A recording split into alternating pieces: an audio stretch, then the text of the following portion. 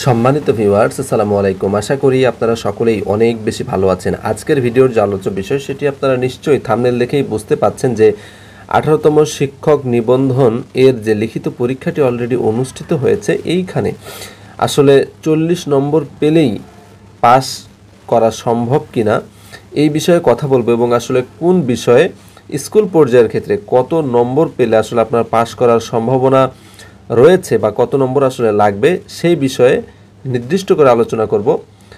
সার্বিক বিষয়গুলো সম্পর্কে জানতে হলে অবশ্যই ভিডিওটি প্রথম থেকে শেষ পর্যন্ত আপনাকে দেখতে হবে, তবেই কিন্তু আপনি আপনার কাঙ্ক্ষিত যে বিষয় সেই বিষয়ের কাট নম্বর জানতে পারবেন। আমরা মূল আলোচনায় চলে যাব, তার আগে ছোট্ট একটি রিকোয়েস্ট, সেটি হচ্ছে আপনি যদি এই ভিডিওতে আমার চ্যানেলে প্রথম হয়ে থাকেন অবশ্যই আমার চ্যানেলটি সাবস্ক্রাইব করে পাশে থাকা বেল আইকনটি বাজিয়ে দেবেন, যাতে করে এরকম সুন্দর সুন্দর ভিডিওগুলো প্রথমেই পৌঁছে যায় আপনার কাছে।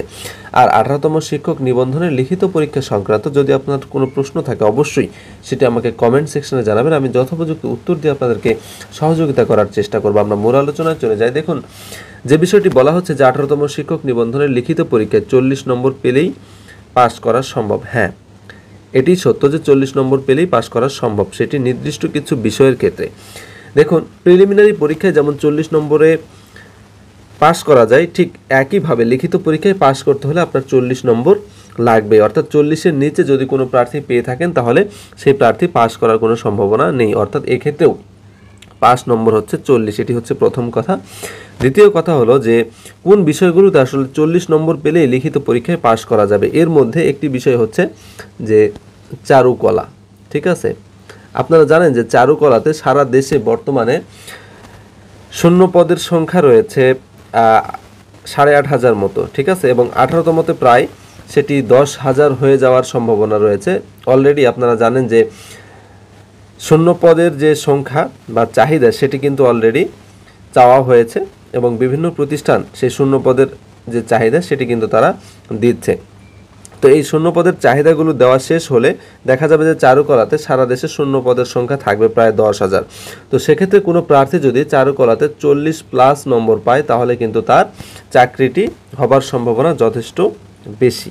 ঠিক আছে, ঠিক একইভাবে আরেকটি বিষয় হচ্ছে কি শারীরিক শিক্ষা। ঠিক আছে, শারীরিক শিক্ষা, এই শারীরিক শিক্ষা বিষয়েও যদি কেউ 40 থেকে 42 নম্বর পেয়ে যায় তাহলেও কিন্তু তার লিখিততে রেজাল্ট চলে আসার সম্ভাবনা অনেক বেশি, কারণ শারীরিক শিক্ষাতেও শূন্য পদের সংখ্যা রয়েছে 5,000+। ঠিক আছে, 5,000+ শূন্য পদের সংখ্যা রয়েছে। এবং আরও একটি বিষয় যেটি হচ্ছে যে গার্হস্থ্য অর্থনীতি। আপনারা জানেন যে গার্হস্থ্য অর্থনীতিতে কিন্তু প্রার্থীর সংখ্যা তুলনামূলকভাবে কম থাকে। তো এই গার্হস্থ্য অর্থনীতির ক্ষেত্রে যদি কোনো প্রার্থী 45+ নম্বর পায় তাহলে কিন্তু তার লিখিততে ফলাফল চলে আসবে। ঠিক আছে, আর আরও একটি বিষয় বলে রাখি, অনেকে জানতে চাচ্ছেন যে 18তম শিক্ষক নিবন্ধনের যে লিখিত পরীক্ষা সেই লিখিত পরীক্ষার ফলাফলটি আসলে কখন প্রকাশিত হবে। লিখিত পরীক্ষার যে ফলাফল সেই ফলাফলটি প্রকাশিত হবে সেপ্টেম্বর, অর্থাৎ চলতি মাসের শেষ সপ্তাহে। ঠিক আছে, সেপ্টেম্বরের শেষ সপ্তাহ, অথবা যদি কোনো কারণে এটি মিস করে তাহলে আমরা অক্টোবরের প্রথম সপ্তাহ, কোনোভাবে মিস করবে না। ঠিক আছে, অক্টোবরের প্রথম সপ্তাহ। তাহলে এই যে সময় অর্থাৎ অক্টোবরের প্রথম সপ্তাহ বা 10 তারিখের মধ্যেই কিন্তু আমরা 18তম শিক্ষক নিবন্ধনের যে লিখিত পরীক্ষার ফল সেই লিখিত পরীক্ষার ফল পেয়ে যাব। এবং আরও একটি বিষয় সেটি হচ্ছে যে ষষ্ঠ গণবিজ্ঞপ্তি। ঠিক আছে, ষষ্ঠ গণবিজ্ঞপ্তিটি কোনোভাবেই 18তমর ফাইনাল ফলাফলের আগে প্রকাশিত হবে না, বা বিশেষ গণবিজ্ঞপ্তি বলে আপনারা যে শব্দটি শুনে আসছিলেন এতদিন, এই বিশেষ গণবিজ্ঞপ্তি প্রদানেরও কিন্তু কোনো ধরনের সম্ভাবনা নেই, এবং অলরেডি সেই বিষয়টি বাতিল হয়ে যাচ্ছে। আচ্ছা, এখন আমরা চলে যাব স্কুল পর্যায়ের বিভিন্ন বিষয়ের, অর্থাৎ স্পেসিফিক আপনারা যে বিষয়গুলো জানতে চাচ্ছিলেন যে সেগুলোর ক্ষেত্রে কাট নম্বর আসলে কত হতে পারে সেই বিষয়ে কথা বলবো।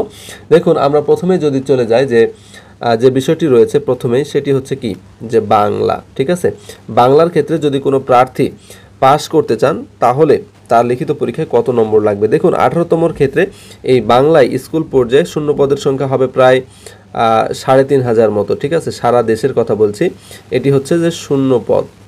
ঠিক আছে, আমি শূন্য পদ সহ আলোচনা করছি। বাংলার ক্ষেত্রে শূন্য পদ হবে প্রায় 3,500 মতো। এই 3,500 শূন্য পদের জন্য যে সমস্ত প্রার্থীরা লিখিত পরীক্ষায় অংশগ্রহণ করেছেন তাদের আপনারা যদি এখানে মোটামুটি 55+ নম্বর পান, তাহলেই কিন্তু আপনাদের লিখিত পরীক্ষায় ফলাফল চলে আসার সম্ভাবনা অনেক বেশি। কারণ বাংলার ক্ষেত্রে ক্যান্ডিডেট আসলে অনেকটা কম হয় এবং এক্ষেত্রে শূন্য পদের সংখ্যা কিন্তু 18তম শিক্ষক নিবন্ধনের ক্ষেত্রে বা পঞ্চম গণবিজ্ঞপ্তিতে অনেক বেশি থাকবে। ঠিক আছে, সরি, ষষ্ঠ গণবিজ্ঞপ্তিতে। আচ্ছা, ইংরেজির ক্ষেত্রে যে বিষয়টি, ইংরেজির ক্ষেত্রে আমরা বলতে পারি যে সারা দেশে শূন্য পদের সংখ্যা এখানে আরও বেশি। 18তম শিক্ষক নিবন্ধনের ক্ষেত্রে এখানে শূন্য পদের সংখ্যা হবে প্রায় 5000। ঠিক আছে, 5000+। তো এক্ষেত্রে ইংরেজির জন্য যদি কোনো প্রার্থী মোটামুটি 52+ নম্বর পেয়ে যান তাহলে কিন্তু তাদের আসার সম্ভাবনা অনেক বেশি। ঠিক আছে, ইংরেজির ক্ষেত্রে 52+ নম্বর পেয়ে গেলে তাদের কিন্তু আসার সম্ভাবনা অনেক বেশি। গণিতের ক্ষেত্রে শূন্য পদের সংখ্যা থাকবে 2500+। ঠিক আছে, 2500+। তো এই 2500+ যে সমস্ত প্রার্থী তাদের জন্য এখানে নম্বর লাগবে 60+। ঠিক আছে, যারা 60+ নম্বর পাবেন তাদের জন্য কিন্তু এখানে অনেক সুযোগ রয়েছে। কারণ দেখুন, গণিতের ক্ষেত্রে নম্বর একটু বেশি লাগবে এই কারণে যে গণিতে যেহেতু কাট মার্কস, ঠিক আছে, অর্থাৎ প্রত্যেকটি উত্তরের জন্য নির্দিষ্ট পরিমাণ মার্কস, সুতরাং এইখানে নম্বর কিছুটা হলেও বেশি লাগবে। আচ্ছা, এর পরবর্তীতে যেটি রয়েছে সেটি হচ্ছে কি, ভৌত বিজ্ঞান। ঠিক আছে, ভৌত বিজ্ঞানে সারা দেশে শূন্য পদের সংখ্যা অনেক বেশি। ভৌত বিজ্ঞানের ক্ষেত্রে শূন্য পদের সংখ্যা 10,000+ হবে। ঠিক আছে, 10,000+। তো এইখানে আসলে নাম্বার অনেকটাই কম লাগবে। সেক্ষেত্রে যদি কোনো প্রার্থী এখানে 55+ নম্বর পান তাহলে তার চাকরিটি বা লিখিত পরীক্ষায় পাশ করার সম্ভাবনা বলার অবকাশ নেই, এখানে সে পাশ করবে এটি নিশ্চিত। ঠিক আছে, ভৌত বিজ্ঞানে 55+ নম্বর পেলে তার পাস নিশ্চিত। আচ্ছা, আরেকটি বিষয় সেটি হচ্ছে কি, জীববিজ্ঞানের জন্য সারা দেশে শূন্য পদের যে সংখ্যা সেটি 5000+ হয়ে যাবে। মোটামুটি 5000+ না হলেও 4500 তো থাকবেই। ঠিক আছে, কারণ অনেকগুলো পদ ফাঁকা রয়েছে জীববিজ্ঞানের ক্ষেত্রে। তো জীববিজ্ঞানের ক্ষেত্রেও যদি কোনো প্রার্থী, যেহেতু জীববিজ্ঞানের প্রার্থীর সংখ্যাও আসলে তুলনামূলকভাবে কম থাকে, সুতরাং এখানেও যদি কেউ 55+ নম্বর পেয়ে যায় তাহলেও কিন্তু তার লিখিত পরীক্ষায় পাশ করার সম্ভাবনা অনেক বেশি। আচ্ছা, আরেকটি গুরুত্বপূর্ণ বিষয় সেটি হচ্ছে সামাজিক বিজ্ঞান। এই সামাজিক বিজ্ঞানে এইবারে কিন্তু এখানে একটু বিস্তারিত আলোচনা রয়েছে যে সামাজিক বিজ্ঞানে এইবারে একই সাথে 7টি বিষয়ের যে সামাজিক বিজ্ঞান অনুষদ, এই 7টি বিষয়ের প্রার্থীরাই সামাজিক বিজ্ঞান অনুষদে পরীক্ষা দেওয়ার সুযোগ পেয়েছে। এবং আপনারা জানেন যে সামাজিক বিজ্ঞানের প্রশ্নপত্রটি কিন্তু তুলনামূলকভাবে একটু অন্যরকম হয়েছে, অর্থাৎ যে প্যাটার্নে হওয়ার কথা ছিল সেই প্যাটার্ন কিন্তু ফলো করা হয়নি। তো এই জন্য, এবং এখানে শূন্য পদের সংখ্যা তুলনামূলকভাবে কম রয়েছে, অর্থাৎ 1000 মতো শূন্য পদ হবে সারা দেশে। সামাজিক বিজ্ঞানের ক্ষেত্রে 1000 থেকে 1500 মতো হইতে পারে। তো এই সামাজিক বিজ্ঞানের জন্য এখানে আপনাদের নম্বর একটু তুলনামূলকভাবে বেশি লাগবে, অর্থাৎ সামাজিক বিজ্ঞানে 60+ মার্কস আপনাকে পেতে হবে, কারণ এটি লিখিত যেহেতু বিষয়, সুতরাং এখানে নম্বর একটু বেশি থাকবে, এটাই তো স্বাভাবিক। এবং যেহেতু 7টি বিষয় একসাথে পরীক্ষা হয়েছে, সুতরাং কম্পিটিশন অনেকটাই বেশি হবে। আচ্ছা, আরেকটি বিষয় সেটি হচ্ছে যে আইসিটি বা তথ্য যোগাযোগ প্রযুক্তি, যেটি আইসিটির ক্ষেত্রেও সারা দেশের স্কুল পর্যায়ে যথেষ্ট পদ শূন্য রয়েছে। আইসিটির ক্ষেত্রে মোটামুটি 500+ পদ শূন্য থাকবে। তো আইসিটির ক্ষেত্রে যে সমস্ত প্রার্থীরা পরীক্ষা দিয়েছেন তাদের জন্য কিন্তু মোটামুটি 60+ মার্কস লাগবে। ঠিক আছে, তাহলে কিন্তু তারা পাস করতে পারবেন। আর আইসিটির ক্ষেত্রে শূন্য পদের সংখ্যা মোটামুটি 4000। ঠিক আছে, 4000 আইসিটির জন্য 4000+। তো সেক্ষেত্রে আসলে এখানে যদি 50+ নম্বর পান তাহলে কিন্তু আপনাদের হয়ে যাবে। আচ্ছা, আরেকটি বিষয় সেটি হচ্ছে যে কৃষি শিক্ষা। ঠিক আছে, কৃষির ক্ষেত্রে শূন্য পদের সংখ্যা এখানে মোটামুটি বহু পদ দেখা যাচ্ছে, যে প্রায় 1500 মতো পদ সারা দেশে কৃষি শিক্ষার জন্য। তো এই কৃষি শিক্ষাতে যে সমস্ত প্রার্থীরা রয়েছেন তারা যদি মোটামুটি 56+ নম্বর পান তাহলে কিন্তু তাদের অনেকটাই হয়ে যাবে। এবং সর্বশেষ যে বিষয়টি সেটি হচ্ছে ব্যবসায় শিক্ষার যে বিষয়গুলো রয়েছে। ব্যবসায় শিক্ষা স্কুল পর্যায়ে আপনারা জানেন যে স্কুল পর্যায়ে ব্যবসায় শিক্ষার পদগুলো আসলে অনেকটাই কম থাকে। তো সেক্ষেত্রে এইখানে আসলে শূন্য পদের সংখ্যা 500 মতো হতে পারে। তো ব্যবসায় শিক্ষার প্রার্থীদের জন্য আসলে অনেক বেশি নম্বর পেতে হবে। সেক্ষেত্রে যে সমস্ত প্রার্থীরা 65+ নম্বর পাবে তাদের কিন্তু আসার সম্ভাবনা অনেকটাই বেশি।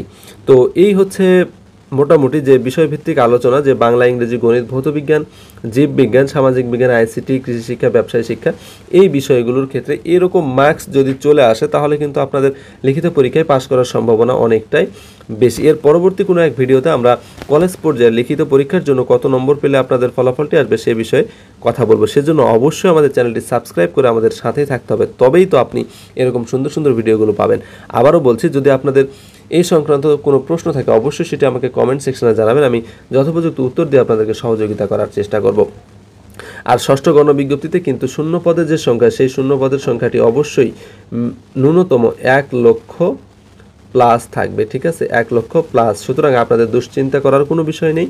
আর বিশেষ গণবিজ্ঞপ্তি যেহেতু হচ্ছে না, সুতরাং এখানে 18 এবং 19তম যে নিবন্ধন পরীক্ষা হবে এইখান থেকেই এই শূন্য পদগুলো পূরণ করা হবে, ঠিক আছে। সুতরাং 18তম এবং 19তম প্রার্থীদের জন্য এটি নিঃসন্দেহে একটি সুখবর বলে আমি মনে করি। তো এই ছিল মোটামুটি আজকের ভিডিওটি। ভিডিওটি যদি ভালো লেগে থাকে অবশ্যই আমার ভিডিওটিতে লাইক দেবেন, ভিডিওটি শেয়ার করে আমাদের সাথে থাকবেন। দেখা হবে পরবর্তী ভিডিওতে। সেই পর্যন্ত সকলেই ভালো থাকবেন, সুস্থ থাকবেন। সকলের জন্য অনেক অনেক দোয়া, অনেক অনেক শুভকামনা। আসসালামু আলাইকুম ওয়া রাহমাতুল্লাহি ওয়া বারাকাতুহু।